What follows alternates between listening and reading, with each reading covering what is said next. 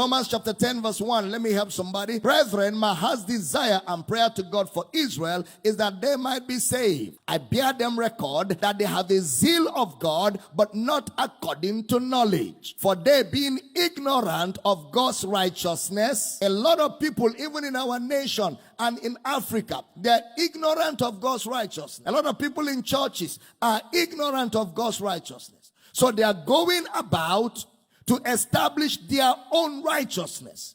So they have not submitted themselves unto the righteousness of God. Next verse. For Christ is the end of the law for righteousness to everyone that believeth. Now let me read it for you from the Message translation. Believe me, friends, all I want for Israel is what's best for Israel. Salvation, nothing less. I want it with all my heart and pray to God for it all the time. I readily admit that the Jews are impressively energetic regarding God, but they are doing everything exactly backwards. Tarry night every Friday. Tithes. If you don't pay your tithe, it will be tithe. The weight of your seed determines your answer to prayer. So there's a message of a transactionary God. A God that is like a well-established contractor who cannot do anything until he is mobilized. If you don't give, you cannot get. So there's a business transaction. No more a relationship. You have to tap. You have to sow. Even when you pray, you must use something to corner God to answer. So we've been given an idea of an idol because it's in idol worship that you must give something to the deity for the deity to do something. A lot of us have not been liberated from African religion, from idol worship fully. We still come to God with the mindset of idol worship. We come to God with the mindset of African traditional religion. And sometimes some pastors are not also helping. They enshrine it the more. So you have to come with a red chicken, red fowl. You come with things to entice God. So you pray, but you're not sure God answered. So you bring a dangerous seed to slap God with it. You hear men of God tell you, if your offering does not move you, it cannot move God.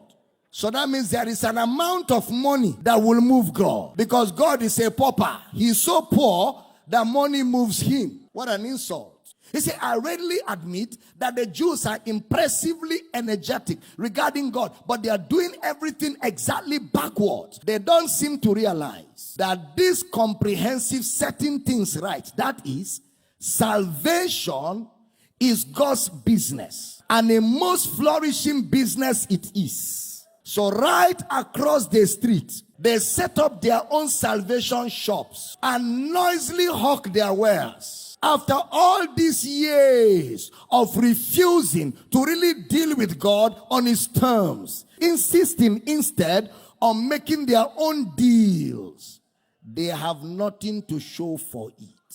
The earlier revelation was intended simply to get us ready for the Messiah, who then puts everything right for those who trust him to do it.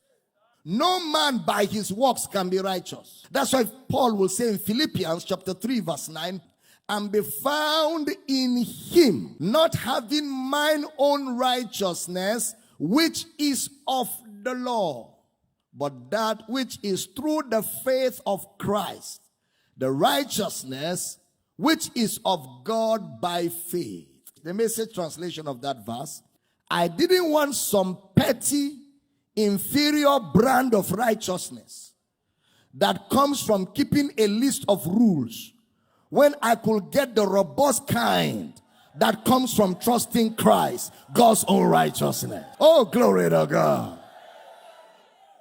King James says, and be found in him, not having my own righteousness, which is of the law, but the righteousness which is of God by faith. Galatians 2:20. I have been crucified with Christ. Nevertheless I live, yet not I, but Christ liveth in me, and the life which I now live in the flesh, I live by what? The faith of the Son of God, who loved me and gave himself for me. Shall he find faith in God's righteousness on the earth?